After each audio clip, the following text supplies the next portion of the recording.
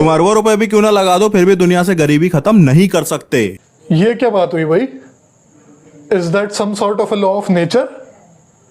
लेकिन फिर मैं किस बंदे से उम्मीद कर रहा हूं? इसका यूट्यूब चैनल ही देख लो, टैगलाइन देखो क्या है, no facts no information just my opinions, और ऊपर लिख रखा है ज्ञान ले लो।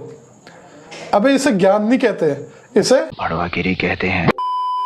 अभी अनंत अंबानी की शादी की खबरें न्यूज में बहुत आ रही हैं, तो इंटरनेट पे कुछ ओवर स्मार्ट इंटेलेक्चुअल लोग ज्ञान देने आ गए हैं कि भैया ऐसे पैसे बर्बाद करने की जगह गरीबों को दान कर, गरीबी खत्म कर। और ऐसा ज्ञान वो आए दिन हर बिलियनियर को देते रहते हैं। पहली बात, वो उनका पैसा है, वो उस पैसों से जो मर्जी करें, कोई कुछ नहीं होता उन्हें बोलने वाला। और let's just assume for argument sake कि उनका पैसा है, उनकी मर्जी है, जो मर्जी करे। How does this prove his first point कि आप कितना भी अरबों पैसा बहा लो, आप गरीबी को दूर नहीं कर सकते? इसका उससे क्या लेना देना है? और दूसरी और इम्पोर्टेंट बात, तुम कुछ भी कर लो, समाज से कभी भी गरीबी खत्म नहीं कर सकते। फिर वही बात, न जाने कितने अरबपति ऑर्गेनाइजेशंस और कंट्रीज ने बिलियंस नहीं ट्रिलियंस में पैसा बहाया है, फिर भी सॉल्व नहीं कर पाए इस इशू को। अबे जो उन्होंने पैसा बहाया है, तूने कभी उसका इम्पैक्ट स्टडी करने की कोशिश करी है? ये एग्जांपल देख ले स्क्रीन के ऊपर। 6 डेवलपिंग देशों में 7 RCTs को एनालाइज करा रिसर्चर्स ने, जिसमें कैश ट्रांसफर्स प्रोग्राम हुए थे पुअर के लिए। क्या बोलते हैं researchers? These programs serve to transfer fund to low income individuals and have been shown to reduce poverty. अनपढ़, no facts, no information, just opinion. बत्ती बना ले अपने ओपिनियन की। गरीबी खत्म होने को होती ना, कब की खत्म हो चुकी होती। Poverty and wealth are a part and parcel of the society. अब ये व्यू अगर कोई मिडिवल एरा का बंदा प्रोपाउंड करता तो मुझे फिर भी थोड़ा बहुत समझ में आता। क्यों?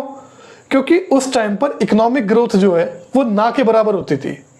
उदाहरण लीजिए, सन 1000 से लेकर के सन 1500 तक वेस्टर्न यूरोप में पर कैपिटा इनकम बढ़ती है बाय 0.12% पर ईयर। कितना? 0.12% per year. As a result 500 सालों के बाद सन 1000 से लेकर के सन 1500 तक पर कैपिटा इनकम बढ़ती है बाय ओनली 82%।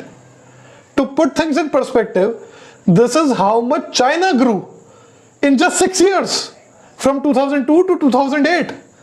6 सालों में चाइना उतना बढ़ गया पर कैपिटा टर्म्स में जितना वेस्टर्न यूरोप 500 साल में बढ़ा था। समझ रहे हो आप? तो अगर उस जमाने का कोई बंदा सोचता है कि यार अगर गरीबी कम होनी होती अभी तक हो ही जाती, तो इट मेक्स सेंस, क्योंकि उनकी 1, 2, 3, 4, 5 पीढ़ियां भी उतना प्रोग्रेस नहीं देख पा रही।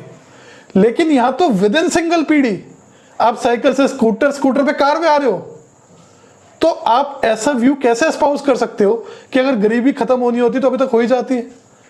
Do you even realise the extent of progress that countries are making and resources that they are generating?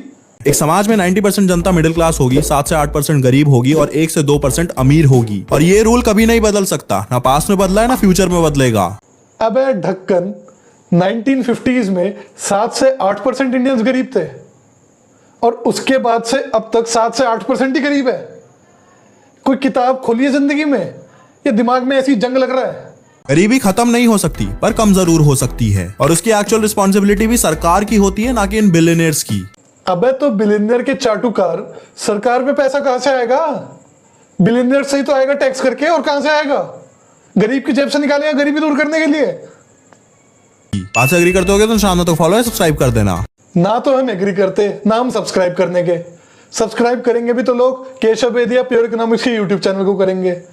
तू तो यूट्यूब छोड़, किंडरगार्टन में वापस जा और कुछ पढ़, लिख, सीख, बोलने से पहले, मुंह से वॉमिट करने से पहले।